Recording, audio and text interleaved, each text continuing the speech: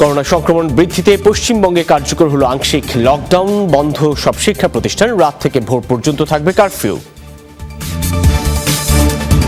চীনে আবারও বাড়ছে করোনার প্রকোপ, নতুন করে আরও 161 আক্রান্ত শনাক্ত। লকডাউন বিরোধী বিক্ষোভে উত্তাল নেদারল্যান্ডস। সুদানে গণবিক্ষোভের মুখে প্রধানমন্ত্রী আব্দুল্লাহ হামদকের পদত্যাগ। গণতন্ত্র প্রতিষ্ঠা না হওয়া পর্যন্ত আন্দোলনের ঘোষণা বিক্ষুব্ধদের।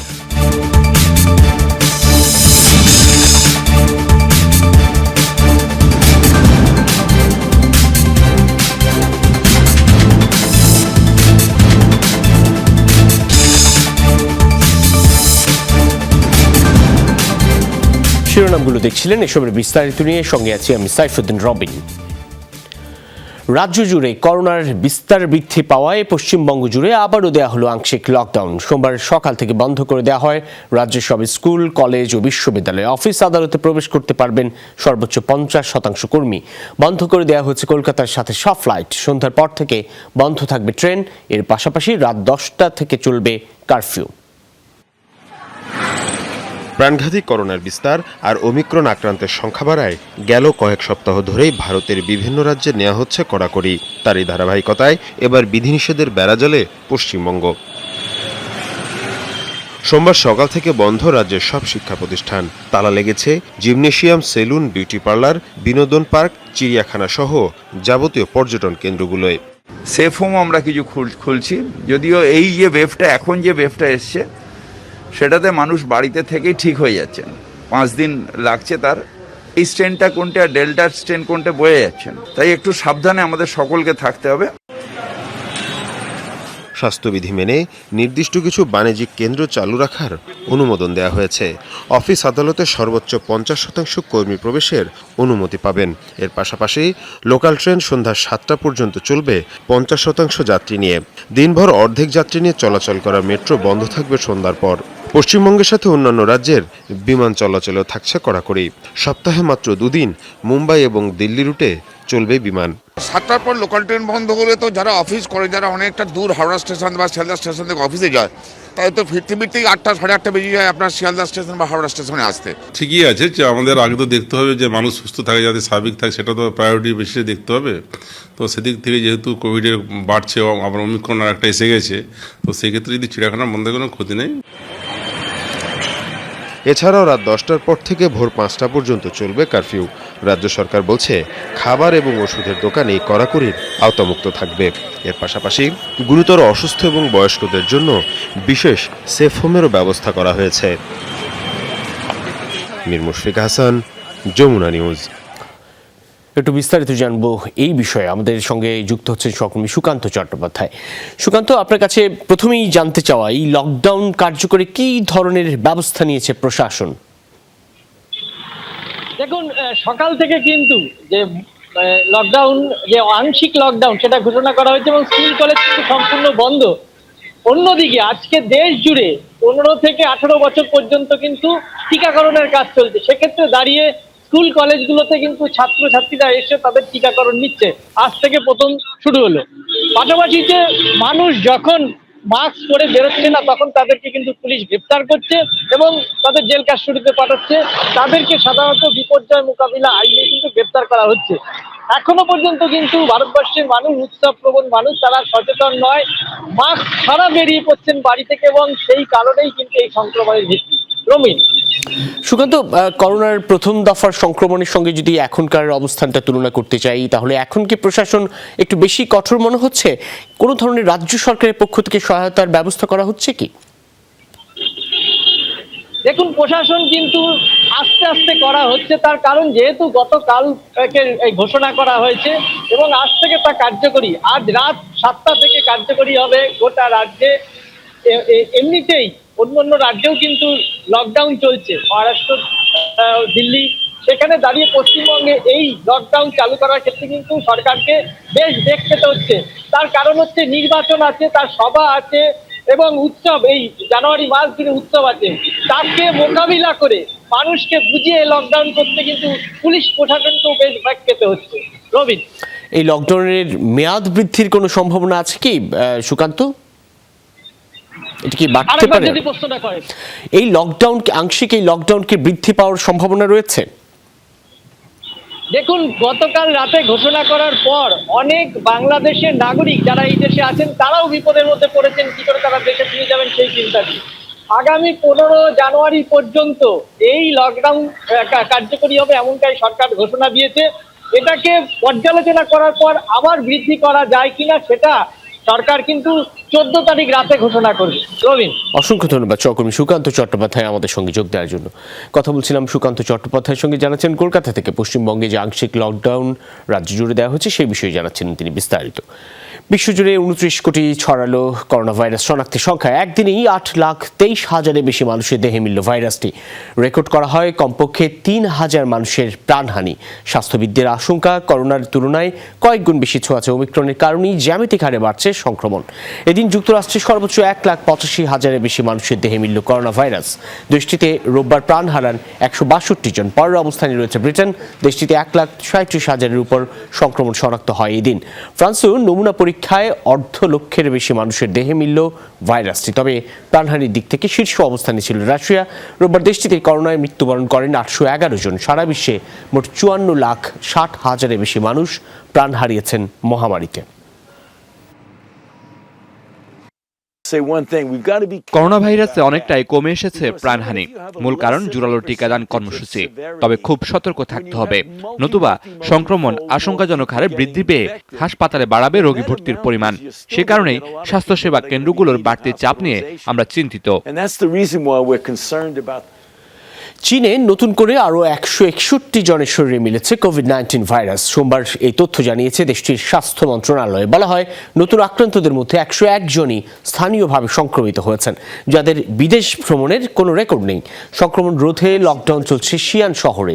সরকারের তরফ থেকে প্রত্যেক বাড়িতে পৌঁছে দেওয়া হচ্ছে প্রয়োজনীয় সামগ্রী। এছাড়া প্রস্তুত রাখা হয়েছে বিশেষায়িত হাসপাতাল। কয়েক সপ্তাহ ধরে দেশটিতে বাড়তে শুরু করেছে করোনা ভাইরাসের প্রকোপ।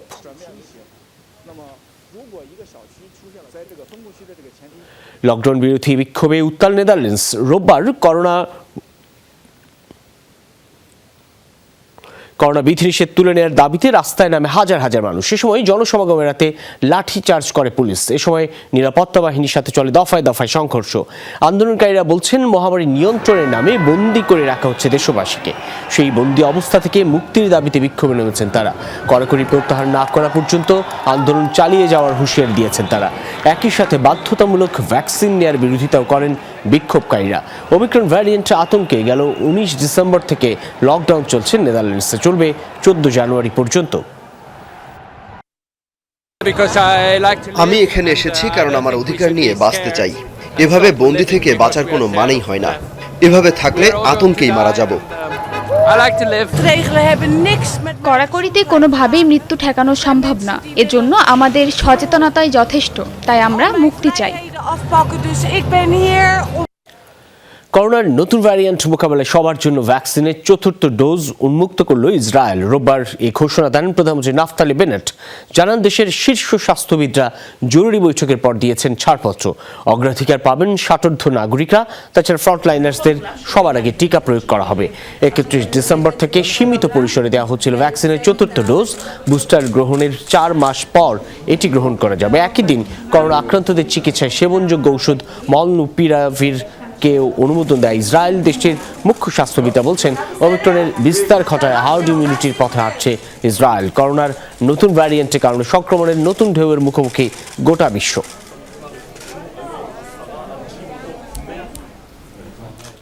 সুদানে গণবিক্ষোভের সামনে মাথা নত করলেন প্রধানমন্ত্রী আব্দুল্লাহ হামদক। রোববার এক টেলিভিশন ভাষণে দেন পদত্যাগের ঘোষণা। বলেন, দেশের সংস্কারে সবার অংশগ্রহণ নিশ্চিত করতে হবে, বসতে হবে কার্যকর সংলাপে। এর আগে বিক্ষোভকারীদের ধৈর্য ধারণের তাগিদ দেন সেনাপ্রধান। তবে গণতন্ত্র প্রতিষ্ঠা না হওয়া পর্যন্ত মাঠ ছাড়বেন না আন্দোলনকারীরা।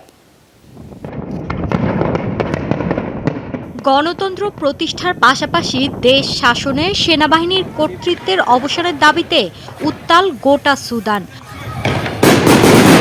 গেল দুদিনে রাজধানী খার্তুম সহ অগ্নিগর্ভ হয়ে ওঠে আশপাশের শহর। নিরাপত্তা বাহিনীর অভিযানে ঘটে প্রাণহানিও। সার্বভৌম পরিষদের শাসনে অসন্তুষ্ট। এটা স্রেফ সুদানের নাগরিক বিপ্লব, শহীদদের আত্মত্যাগের সাথে বিশ্বাসঘাতকতা। আন্তর্জাতিক মহলকে বলবো, তরুণ সুদানিজদের দৃঢ় প্রত্যয় দেখুন। তারা গণতান্ত্রিক দেশের প্রত্যাশায় চালিয়ে যাচ্ছে আন্দোলন। ক্ষমতায় সেনাবাহিনীর কোনো জায়গা নেই। গণবিক্ষোভের মুখে নতি স্বীকারে বাধ্য হন প্রধানমন্ত্রী আবদাল্লাহ হামদক। দিয়েছেন পদত্যাগের ঘোষণা। একই সাথে জাতীয় ঐকমত্যের জন্য আলোচনার আহ্বানও জানান। দেশকে বিপর্যয়ের হাত থেকে রক্ষার সর্বাত্মক চেষ্টা চালিয়েছিলাম, তবুও বিপজ্জনক মোড়ের মুখোমুখি সুদান। আপাত দৃষ্টিতে রাজনৈতিক সংকট সবার নজর কাটছে, কিন্তু সময়ের সাথে যুক্ত হবে আর্থসামাজিক সমস্যাও। দেশের সংস্কারে সংলাপের কোনো বিকল্প নেই। গেল বছর অক্টোবরে অভ্যুত্থানের মাধ্যমে সুদানের ক্ষমতা নেয় সেনাবাহিনী। সেই অভিযানের মূল হোতার মুখে এখন ভিন্ন সুর। জানান 2023 সালে সুষ্ঠু ও নিরপেক্ষ নির্বাচনের জন্য প্রয়োজন স্থিতিশীল পরিবেশ। সুদান ক্রান্তি লগ্নের মধ্য দিয়ে যাচ্ছে। সবাইকে বলবো ধৈর্য ধারণ করুন। জন্মভূমি, সরকার এবং সংবিধানের প্রতি দেখান ন্যূনতম শ্রদ্ধা। তাতে এড়ানো সম্ভব প্রাণহানি, সম্পদের ক্ষয়ক্ষতি। সুষ্ঠু নির্বাচন অনুষ্ঠানের জন্য যা যা করণীয় সেগুলো নিয়েও বাড়বে আলোচনার সুযোগ। 2019 সালে ব্যাপক বিক্ষোভের মুখে ক্ষমতাচ্যুত হন দীর্ঘদিনের প্রেসিডেন্ট ওমর আল বশির। তারপরই ক্ষমতা ভাগাভাগি চুক্তি করেন সামরিক ও বেসামরিক নেতারা, যা মেনে নিতে পারেনি দেশের জনগণ। মৌলি ইসলাম, যমুনা নিউজ। দক্ষিণ আফ্রিকার পার্লামেন্টে অগ্নিকাণ্ডে গ্রেফতার হলেন এক সন্দেহভাজন ব্যক্তি। পুলিশ জানিয়েছে মঙ্গলবার তাকে তোলা হবে আদালতে। ঘটনাস্থল থেকে আটক ওই ব্যক্তির বিরুদ্ধে সরকারি স্থাপনায় অগ্নিসংযোগ, ভাঙচুর এবং চুরির অভিযোগ আনা হয়েছে। তাছাড়া জাতীয় সুরক্ষা নীতিমালা অনুসারেও তাকে অভিযুক্ত করা হতে পারে এমন ইঙ্গিত দিয়েছেন প্রতিরক্ষামন্ত্রী। রোববার স্থানীয় সময় ভোরে রাজধানী কেপ টাউনের পার্লামেন্টে হয় অগ্নিকাণ্ড। প্রাথমিকভাবে ধারণা করা হচ্ছে লাগোয়া সরকারি কার্যালয় ভবনের 3য় তলায় হয় আগুনের সূত্রপাত। সেখান থেকেই ছড়ায় পার্লামেন্টের মূল অংশে। মুহূর্তেই ধসে পড়ে ছাদের একাংশ, দেয়ালেও তৈরি হয় বড় বড় ফাটল। কয়েক ঘন্টার চেষ্টায় পরিস্থিতি নিয়ন্ত্রণে আনেন ফায়ার ব্রিগেড কর্মীরা। দক্ষিণ আফ্রিকার ঐতিহ্যবাহী পার্লামেন্ট ভবনটির মূল অংশ উদ্বোধন করা হয় 1884 সালে। ইরানের প্রয়াত সামরিক কমান্ডার জেনারেল কাসেম সোলাইমানির মৃত্যুবার্ষিকীর দিনে হ্যাক করা হয়েছে ইসরায়েলের জনপ্রিয় গণমাধ্যম জেরুজালেম পোস্টের ওয়েবসাইটে প্রবেশের পর দেখা যায় হ্যাকারদের প্রকাশিত একটি ছবি, যেখানে জেনারেল কাসেম সোলাইমানির হাতের আংটি থেকে একটি ক্ষেপণাস্ত্র উৎক্ষেপণের দৃশ্য রয়েছে। হ্যাকিংয়ের ঘটনা নিয়ে টুইট করে জেরুজালেম পোস্ট কর্তৃপক্ষ পাঠকদের বিভ্রান্ত না হওয়ার অনুরোধ জানানো হয়। এই ঘটনার সাথে কোন দেশে হ্যাকাররা জড়িত সেটা এখন স্পষ্ট নয়, তবে ধারণা করা হচ্ছে ঘটনার সাথে ইরানের হ্যাকাররাই জড়িত। নেদারল্যান্ডসের নতুন মন্ত্রিসভায় জায়গা পাচ্ছেন রেকর্ড সংখ্যক নারী। বিভিন্ন দফতরের 29 মন্ত্রীর মধ্যে 14 জনই নারী সদস্য। রোববার মন্ত্রিসভার নতুন তালিকা প্রকাশ করা হয়। বলা হয় পররাষ্ট্র, স্বরাষ্ট্র ও আইনমন্ত্রীর মতো গুরুত্বপূর্ণ পদেও দায়িত্ব পালন করবেন নারী রাজনীতিবিদরা। আগামী 10 জানুয়ারি দেশটির 4 দলীয় জোট সরকারের শপথ গ্রহণ অনুষ্ঠিত হবে। দেশটিতে গেল মার্চে জাতীয় নির্বাচন অনুষ্ঠিত হয়, কিন্তু জোটের মধ্যে সমঝোতা না হয় সরকার গঠন নিয়ে বিরোধ তৈরি হয়। ফলে ঝুলে থাকে সরকার গঠনের প্রক্রিয়া। অবশেষে 271 দিন পর ডিসেম্বরে সমঝোতায় আসে 4 দলীয় জোট। অনেকটাই নিয়ন্ত্রণে চলে এসেছে কলোরাডোর দাবানল। নিজ বসতভিটায় ফিরতে শুরু করেছে বাসিন্দারা। তবে তীব্র তুষারপাতের কারণে এখনও শুরু হয়নি বাড়িঘর নির্মাণ তৎপরতা। রাজ্য প্রশাসন বলছে কয়েকদিনে 24 বর্গ কিলোমিটার পর্যন্ত ছড়িয়েছে আগুনের ভয়াবহতা। হাজারের বেশি বাড়িঘর পুড়ে ছাই হয়ে গেছে। তবে 3 জন নিখোঁজ ছাড়া তুলনামূলক হতাহতের তেমন কোনো খবর মেলেনি। স্থানীয়দের দাবি তুষারপাতের কারণেই দ্রুত নিয়ন্ত্রণে এসেছে আগুন। প্রশাসনের সহায়তায় চলছে উদ্ধার অভিযান। সরকারি সহ বিভিন্ন সংস্থার উদ্যোগে ক্ষতিগ্রস্তদের দেওয়া হচ্ছে প্রয়োজনীয় সহায়তা। গেল বৃহস্পতিবার হঠাৎই দাবানলের আগুন ছড়িয়ে পড়ে। এ সময় বাতাসের তীব্রতার কারণেই বেড়েছে ক্ষয়ক্ষতির পরিমাণ।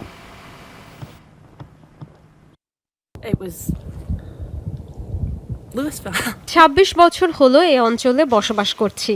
এখানে 4 বন্ধু সহ পরিবার নিয়ে থাকতাম। কত আয়োজন ছিল ক্রিসমাস নিয়ে, সব শেষ হয়ে গেল। এখন অন্যের বাসায় রাত কাটাতে হচ্ছে। আমরা জানতে চাই কিভাবে এই ঘটনা ঘটল। তবে সবার আগে ক্ষতিগ্রস্তদের পাশে দাঁড়ানো উচিত। প্রত্যেকের উচিত সংকট কাটিয়ে উঠতে সামর্থ্য অনুযায়ী সহায়তা করা। ইসরায়েলে প্রতিদিনই মারা পড়ছে শত শত পাখি। এখনও নিয়ন্ত্রণে আসেনি পরিস্থিতি। পরিবেশ দূষণ রোধে এরই মধ্যে শুরু হচ্ছে মারা যাওয়া পাখি অপসারণ। পরিস্থিতি মোকাবেলায় করণীয় সম্পর্কে দেশটির প্রাণী সংরক্ষণ কর্মকর্তাদের সাথে জরুরি বৈঠক করেছেন প্রধানমন্ত্রী নাফতালি বেনেট। গেল কয়েকদিনে দেশটির হুলা উপত্যকার হ্রদগুলোয় ভাসতে দেখা যায় হাজারো পরিযায়ী পাখির মরদেহ। পরে জানানো হয় বার্ড ফ্লুতে আক্রান্ত পাখিগুলো। তবে কিভাবে এই সংক্রমণ ছড়ালো সেই সম্পর্কে এখনও কোনো তথ্য মেলেনি। তবে পাখির মাধ্যমে মানুষের শরীরে ছড়ানোর যে শঙ্কা ছিল নাকচ করে দিয়েছেন দেশটির স্বাস্থ্য বিশেষজ্ঞরা। তারা জানান লেকটি পরিদর্শন করা কারো শরীরে মেলেনি বার্ড ফ্লুর অস্তিত্ব।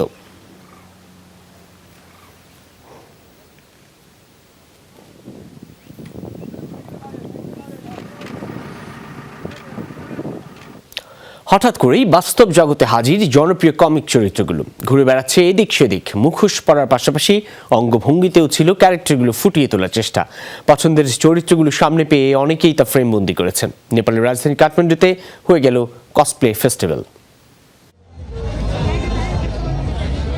কেউ ঢাল তলোয়ার হাতে, আবার কেউ মুখোশ পরে ঘুরে বেড়াচ্ছেন কাঠমান্ডুর সড়ক জুড়ে। কিন্তু জনপ্রিয় কমিক বই ও টেলিভিশনের পর্দার ভয়ঙ্কর এসব চরিত্র দেখে কেউই ভয় পাচ্ছেন না, উল্টো ছবি তুলতে ব্যস্ত ভক্তরা।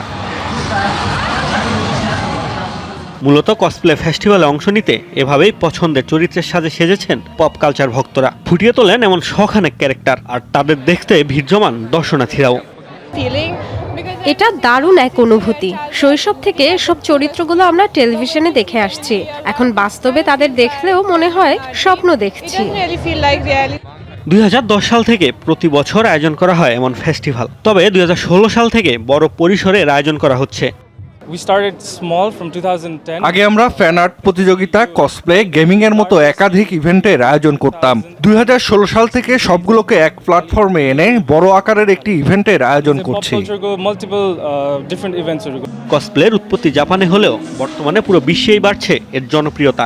বিভিন্ন দেশে আয়োজন করা হচ্ছে নানা প্রতিযোগিতা। মোস্তফা মাহমুদ, যমুনা নিউজ। মনের জোরের কাছে বয়স কোনো বাধাই নয়, তারই প্রমাণ রাখছেন ফরাসি নাগরিক জন্স জ্যাক সাভিন। ডিঙ্গি নিয়ে বিশাল আটলান্টিক পাড়ি দেওয়ার চ্যালেঞ্জ নিয়েছেন 74 বছর বয়সী বৃদ্ধ। নতুন বছরের প্রথম দিনই শুরু করেছেন দুঃসাহসিক যাত্রা। গন্তব্য মহাসাগরের আরেক তীরে ক্যারিবীয় অঞ্চল। আর লক্ষ্য পূরণে সময় নিতে চান মাত্র 3 মাস। বিশাল আটলান্টিকের ঢেউকে চ্যালেঞ্জ ছুড়ে ডিঙি নিয়ে চলছে জ্যাক সাভিনের অভিযান। পর্তুগালের সাগ্রেস উপকূল থেকে শুরু হয়েছে যাত্রা। মাত্র 90 দিনে পৌঁছাতে চান ক্যারিবীয় দ্বীপে, আর সেজন্য দিনে 8 থেকে 10 ঘন্টা নৌকার প্যাডেল ঘোরাতে হবে 74 বছর বয়সী এই বৃদ্ধকে। উজ্জ্বল কমলা রঙের নৌকাটির নাম দিয়েছেন দ্য অডাসিয়াস। ওজন 1 টন। যাত্রাপথের সাথে নিয়েছেন 300 কেজি সরঞ্জাম, যার মধ্যে বিশেষ হলো শ্যাম্পেনের একটি বোতল। 14 জানুয়ারি নিজের জন্মদিন উদযাপন করতে চান এই পানীয় দিয়ে। ফ্রান্সের অ্যারে শহরের বাসিন্দা সাবেক সেনা সদস্য সাভিন 2019 সালেও 3 মিটার লম্বা ব্যারেলে চেপে আটলান্টিক জয় করেছিলেন তিনি। ডরথি তাসরিন, যমুনা নিউজ। বছরের প্রথম দিনই সৌদি আরবের তাবুক শহরে দেখা মিলল বিরল তুষারপাতের। আনন্দে উৎফুল্ল স্থানীয়রা উপস্থাপন করেন ঐতিহ্যবাহী নাচ দাপকে, যা মুহূর্তেই ভাইরাল সামাজিক যোগাযোগ মাধ্যমে।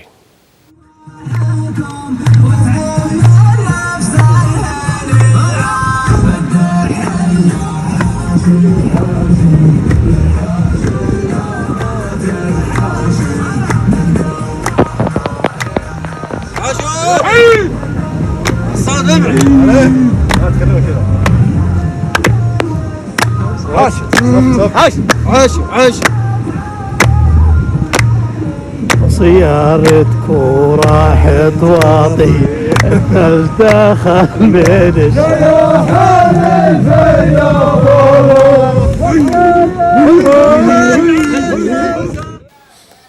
এই ছিল আজকের আইডেস্কে। এতক্ষণ সাথে থাকার জন্য ধন্যবাদ সকলকে।